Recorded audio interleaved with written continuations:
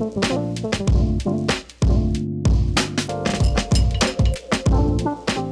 up, everybody? It's day 5. I hope this has been helpful for you. We're talking about the resurrection.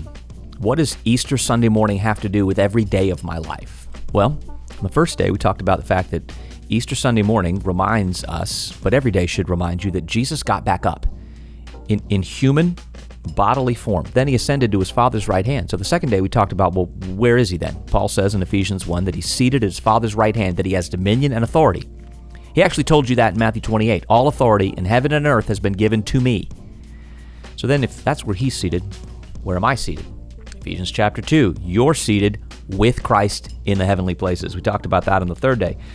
So the fourth day, we talked about how I experience life on earth and what this means about my battles. And I reminded you that you're not on defense, you're on offense. So today's question is this: if the king is enthroned, what do I do? Well, first of all, I want to remind you that the king being enthroned and your experience here on earth, nowhere in Scripture does he promise you an easy life where everything's just going to fall apart. He says his yoke is easy and his burden is light, meaning what? There's still something to be carried.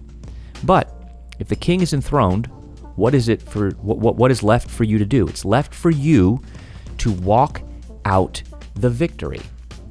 You see, our Western post-Enlightenment, and I know I sound like a history buff now, just our Western post-Enlightenment thinking leads us to believe that our reason is enough and that we're meant to pursue lives of ease. And you can actually think in a 21st century kind of ethic that it's my job to find the easy path and the easy road, and I'm never supposed to experience pain, and I'm never supposed to be frustrated. And listen, that is such a new idea. If you told that to the thousands of years of humankind that came before you, they would look at you like you were absolutely crazy, because only a few of us have ever felt that way. I don't, not to burst our bubbles, but life is meant not to be walked out easily. It's meant to walk out victory. It's our job to remind the powers of darkness they've been defeated, which means that we have to live like a citizen of the kingdom first.